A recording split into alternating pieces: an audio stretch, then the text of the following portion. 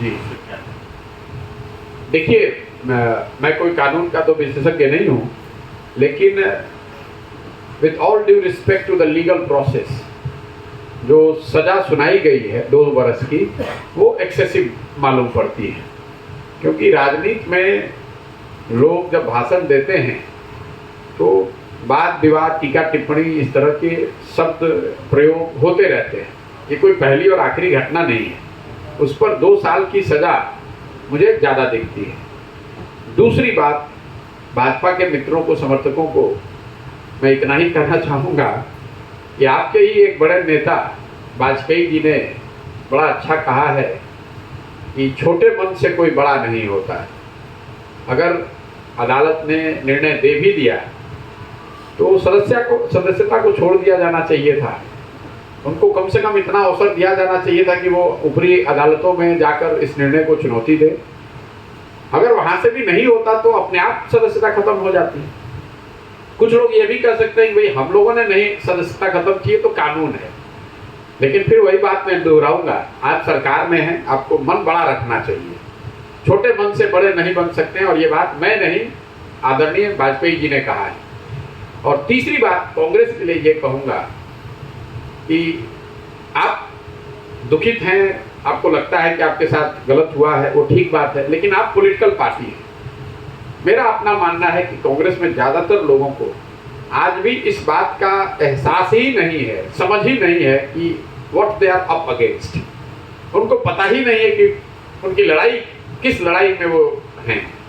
आज भी वो समझते हैं कि दिल्ली में बैठ के ट्विटर पे ट्वीट कर देना या पार्लियामेंट तक मार्च कर देना, उससे तो राजनीतिक लड़ाई आप नहीं लड़ सकते। राजनीतिक लड़ाई तो गांव में लड़ी जाएगी, जमीन पर लड़ी जाएगी, गलियों में लड़ी जाएगी, बूथ पर लड़ा जाएगा। जब तक आप वहां पर नहीं दिखेंगे तब तक इस तरह की घटनाओं में आपके साथ ये होती रहेगी, और वो सही है या गलत है। लेकिन राजनीतिक दल के तौर पर आपको विपक्ष की भूमिका से भी इतनी नहीं है कि जब आप परेशान हो तो आवाज उठाइए, इतनी नहीं है कि जब आप परेशानी में हो तो ट्विटर पर आके बोल दीजिए और ट्वीट कर दीजिए और प्रेस कॉन्फ्रेंस कर दीजिए। जैसे पूरे देश में 1 लाख से ज़्यादा पंचायत, कल कितने पंचायतों में कांग्रेस के वर्कर खड़े होकर या बैठकर इस बात को जन जन तक पहुंचाने की स्थिति में है कि भाई उनके लोगों के साथ अगर गलत हुआ भी है तो आपको बताना तो पड़ेगा, आपकी बात लोगों तक पहुंचनी तो चाहिए। तो हम लोग बिहार में बैठे हुए, मढ़ौरा में कल मैं 20 किलोमीटर चल के आया, मुझे तो कहीं कोई कांग्रेस का कोई वर्कर, कोई समर्थक ऐसा नहीं दिखा जो इस बात को लेकर जनता के बीच में हो, रोड पर हो, सड़क पर हो। तो मेरा ऐसा मानना है कि कांग्रेस को या जो भी विपक्षी दल हैं, अगर आपको लड़ाई लड़नी है और आप उसके प्रति गंभीर हैं तो आपको ये समझना होगा कि ये किस तरह की लड़ाई है और उस तरीके से उसमें प्रयास करना होगा। सिर्फ मीडिया के जरिए या सोशल मीडिया के जरिए आप अपनी बात रख सकते हैं, उससे थोड़ा हो हल्ला भी होगा, लेकिन जब तक आप बात गांव तक नहीं पहुंचाएंगे, लोगों को अपने साथ इस मुद्दे पर नहीं जोड़ेंगे और वो चुनाव के रिजल्ट में परिणत नहीं होगा, तब तक आपको कोई गंभीरता से नहीं लेगा। आज ये घटना हुई है, 2 महीने के बाद कर्नाटक में इलेक्शन होगा। अगर कर्नाटक में भाजपा जीत कर आ जाए तो पूरा देश मान लेगा कि भाई कोई गलती नहीं हुई है। अगर आप कर्नाटक में भाजपा को चुनाव हरा दीजिएगा तब लोग मानेंगे और आपके साथ जुड़ेंगे। तो कहीं ना कहीं कांग्रेस को ये समझना होगा, या जो भी विपक्षी दल है, जो भी भाजपा से लड़ रहे हैं, कि आप पहले समझिए कि भाजपा की ताकत क्या है, आप किसके खिलाफ लड़ रहे हैं, उनकी ताकत क्या है, और उससे लड़ने के लिए, लंबे लड़ाई के लिए तैयार होना होगा, आपको संघर्ष के लिए उतरना होगा।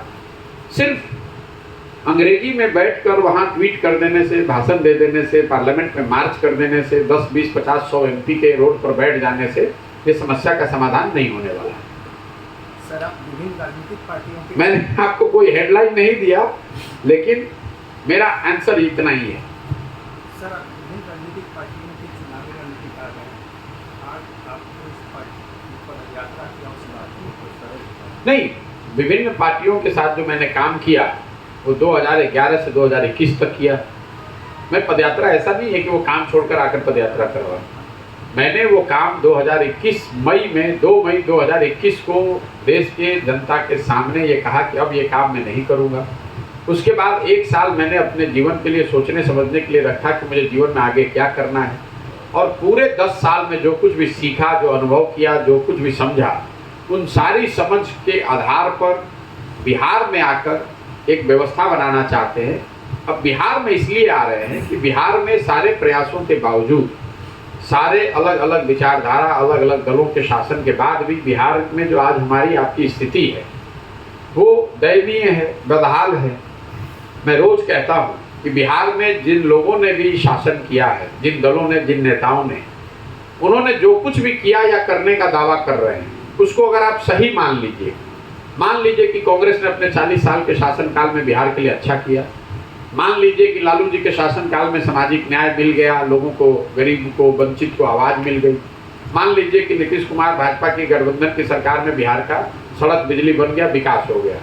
इन सारी बातों को अगर आप सही भी मान लेंगे तो भी जो आज बिहार की सच्चाई है वो तो यही है कि आप देश के सबसे गरीब, सबसे पिछड़े, सबसे अशिक्षित, सबसे ज़्यादा भुखमरी और बेरोजगारी वाले राज्य हैं। तो कहीं ना कहीं ये बताता है आपको, हमको, बिहार के समाज को कि जिस रास्ते पर हम लोग पिछले 40-50 साल से चल रहे हैं उस रास्ते पर चलकर तो आप समृद्ध और अग्रणी नहीं बन सकते। और यही मेरी समझ है कि अगर बिहार को सुधारना है तो समाज के स्तर पर प्रयास होना चाहिए।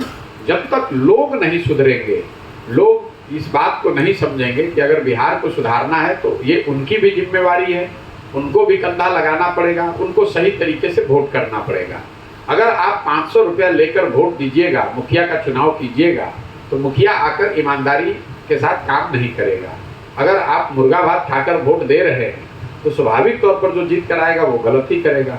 आप पूरे टाइम यहाँ पर शिक्षा की बात करते हैं, भ्रष्टाचार की बात करते हैं, नाली गली सड़क की बात करते हैं, लेकिन जिस दिन वोट होता है उस दिन जात पर वोट कीजिएगा, भारत पाकिस्तान, पुलवामा, हिंदू मुसलमान के नाम पर वोट कीजिएगा, कभी लालू के डर से भाजपा को कीजिएगा, कभी भाजपा के डर से लालू को कीजिएगा, तो आपकी समस्या सुधरेगी कैसे? यही मेरी समझ है। इसीलिए ये प्रयास कर रहे हैं कि समाज में आकर लोगों को ये समझाया जाए कि आप अपने और अपने बच्चों के भविष्य के लिए, शिक्षा और रोजगार के लिए वोट कीजिए। जिसको वोट करना है कीजिए, लेकिन वोट अपने बच्चों के लिए कीजिए, उनके भविष्य के लिए कीजिए, शिक्षा और रोजगार पर कीजिए। जनता को जागरूक करने के साथ साथ आप पार्टी गठन करना भी चाहते हैं? देखिए, ये पहले दिन बताया गया है और रोज कह रहा हूं, ये सवाल नहीं है कि करेंगे कि नहीं करेंगे। जन सुराज अभियान का परिभाषा ही क्या है? जनता की मदद से, समाज की मदद से एक नई राजनीतिक व्यवस्था बनाना, एक ऐसी व्यवस्था जिसमें दल बने, लेकिन वो दल कोई व्यक्ति प्रशांत किशोर न बनाए, कोई परिवार न बनाए, कोई जाति समूह न बनाए, बल्कि बिहार का हर वो व्यक्ति जो समझता है कि बिहार में बदलाव की जरूरत है, एक बेहतर विकल्प की जरूरत है, वो साथ में आए, मिले और उसको बनाए। हमारी पहचान क्या है? अभी तक जो हमारी पहचान आप कम से कम जानते हैं कि मैं राजनीतिक दलों को, नेताओं को मदद करता हूं कि वो साथ में आकर व्यवस्थित तरीके से चुनाव लड़े, अपने आप को संगठित करें और चुनाव जीते।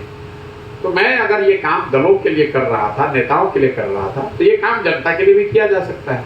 मैं जनता को संगठित कर रहा हूँ, उनको जागृत कर रहा हूँ ताकि वो संगठित हो, एक प्लेटफॉर्म पर आए, दल बनाए और फिर उस दल को मदद की जाएगी ताकि वो चुनाव लड़े और जीते।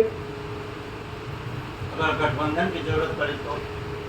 भैया, पहली बात तो कोई दल है नहीं अभी, और जो पूरी सोच है वो सोच नई व्यवस्था बनाने की है, उसमें गठबंधन का सवाल ही कहाँ पैदा होता है।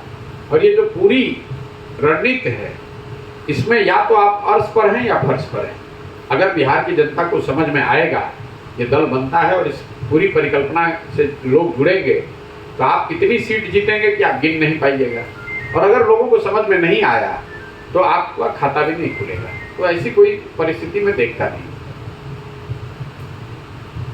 ठीक है भैया, और कोई अगर आपका सवाल नहीं तो इसको हम लोग खत्म करें। बहुत बहुत धन्यवाद। एक सवाल, जैसे एक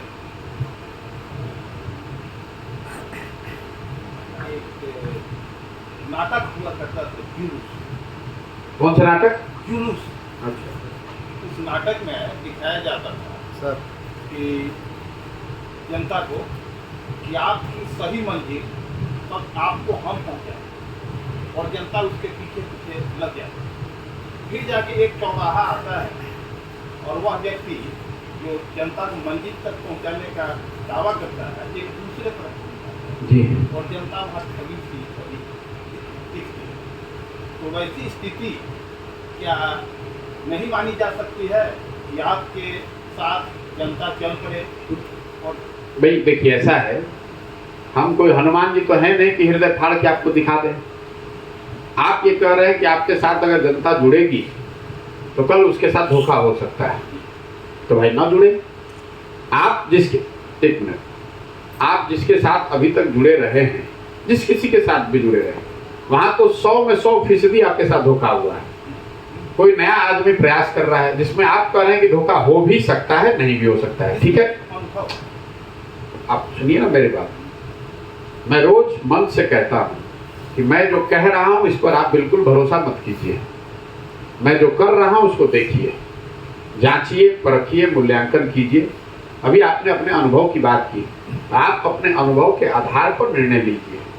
अगर आपको अनुभव ये बताता है कि नहीं, जिस पुरानी व्यवस्था से आप जुड़े हुए हैं वही ज़्यादा बेहतर है, तो वहीं पर जुड़े रहिए। आपको कौन बुला रहा है कि आके इसमें जुड़िए? हम किसी को कोई प्रलोभन तो दे नहीं रहे। हम एक बात बता रहे हैं कि हमारी समझ से बिहार की स्थिति तब तक नहीं सुधरेगी जब तक आप अपने और अपने बच्चों की चिंता नहीं कीजिएगा। भाषण देने से, बिहार की समस्याओं की गणना करने से, उस पर लिखने से बिहार नहीं सुधरेगा। सबको मालूम है कि बिहार में क्या समस्या है, लेकिन जब आप वोट करने जाते हैं, जब ताला को खोलने की बारी आती है, तो चाबी आप शिक्षा की लगा ही नहीं रहे, तो शिक्षा व्यवस्था सुधरेगी कैसे? आप, मैं जो बोल रहा हूँ गाँव में, उसको सुनिए। मैं तो लोगों को बता रहा हूँ कि आपको नेता नहीं ठग रहा है, क्योंकि अगर कोई आपको नेता ठगता तो एक बार ठग लेता, 2 बार ठग लेता, 50 वर्ष से कैसे ठग रहा है? अगर आप 50 वर्ष से ठगे जा रहे हैं तो इसका मतलब है कि गलती आप में है, कहीं ना कहीं गलती आप में है। आप वोट दे रहे हैं जाति के नाम पर, तो स्वाभाविक तौर पर बिहार में हर जगह जाति की प्रमुखता बनी हुई है, जाति की चर्चा हो रही है। आप वोट दे रहे हैं 5 किलो अनाज पर, तो बिहार में कितना भी भ्रष्टाचार है, 4 किलो अनाज काट के मिलिए रहा है। आप वोट दे रहे हैं हिंदू मुसलमान के नाम पर, भारत पाकिस्तान के नाम पर, तो आप टीवी खोलते हैं तो भारत पाकिस्तान आपको रोज सुनाई दे ही रहा है। आप वोट दे रहे हैं राम मंदिर के नाम पर, तो 30 वर्ष के बाद ही सही, लेकिन राम मंदिर बन ही रहा है। आप वोट दे रहे हैं बुलेट ट्रेन की कहानी सुनकर, तो गुजरात में 1 लाख करोड़ का बुलेट ट्रेन बन ही रहा है। जब आप वोट अपने बच्चों की शिक्षा और रोजगार के लिए दे ही नहीं रहे हैं, तो कोई नेता आ जाए, ये सुधरेगा कैसे? तो आपकी जो समस्या है उस पर वोट दीजिए, अपने आप सुधरेगा। आपने कहा हमारे पीछे चलने के लिए, हम रोज मन से कह रहे हैं कि आप हमारे पीछे चलिए ही मत। हम कहाँ कह रहे हैं कि आप हमारे पीछे चलिए? हम कहाँ कह रहे हैं कि आप हमारा झंडा लेकर चलिए? हम आपको बता रहे हैं कि जो रास्ता आपको गांधी जी ने दिखाया, गांधी जी ने देश को आजाद कैसे कराया, समाज को जगाया। गांधी जी आगे आगे चले, पीछे से पूरा समाज चला, तब ना आजादी मिली। तो अगर बिहार की व्यवस्था सुधारना है तो आपको सबको जगना पड़ेगा, सबको लगना पड़ेगा। खाली बतियावे से तो हो ही ना। हम तो कह ही नहीं रहे कि आप हमारे पीछे चलिए, तो हम चाहे दाएं ले ले चाहे बाएं ले ले, आप कहे घबरा रहे हैं? आप भी वहां रहिएगा ना, तो आप सीधा रास्ता लेकर चलिएगा। हम मान लीजिए बाएं चलेंगे तो हम ही को मार के भगा दीजिएगा, सब लोग सीधा चल देगा। अगर हम रास्ता बदलेंगे तो हम भी ना उल्हा हो जाएंगे, बाकी लोग सब चलेंगे साथ में। अगर हम दल बनाते, तब जो आप सवाल कर रहे हैं वो ठीक है कि अगर हमने रास्ता बदला तो सबको बदलना पड़ेगा। नीतीश कुमार जी जब रास्ता बदलते हैं तो उनके दल के हर आदमी को बदलना पड़ता है, लेकिन अगर आप सब ने मिलकर दल बनाया है और हम रास्ता बदलेंगे तो रास्ता हमारा बदलेगा, आप तो सही रास्ते पे ही रहेंगे। और अगर सब लोग मिलकर रास्ता बदल लिया, इसका मतलब है कि सबकी सहमति है, तभी तो रास्ता बदल रहे हैं। तो कोई उसमें ठग किसको रहा है? यही व्यवस्था है जो आपको समझ में नहीं आ रही। सब लोग कह रहे हैं कि दल तो बनबे न करी, दल बनबे न करी और दल लोग मिलकर बनाएंगे, दोनों में फर्क है। अगर जो हम काम कर रहे हैं दल बनाकर भी कर सकते थे, लेकिन दल क्यों नहीं बनाया है? अगर दल हमने बनाया होता तो उसमें आप आकर पदाधिकारी बन जाइएगा, उसमें नेता विधायक मंत्री बन जाइएगा, उसके मालिक नहीं ना बनिएगा। लेकिन अगर आप मिलकर बनाइएगा तो एक ही वोट आपका होगा, लेकिन आप एक वोट के मालिक रहिएगा। यही पूरी परिकल्पना है। समझ में आए तो जुड़िए, नहीं समझ में आए तो जहाँ है वहाँ रहिए। तो सत्य ही है ना कि दल बनेगा? ये आपका कोई स्पेकुलेशन नहीं है, ये पहले दिन जब अभियान शुरू हुआ है उसी दिन कहा गया है। ये आप कोई खोजी पत्रकारिता से आप नहीं निकाल रहे हैं। हम रोज कह ही रहे कि दल बनेगा।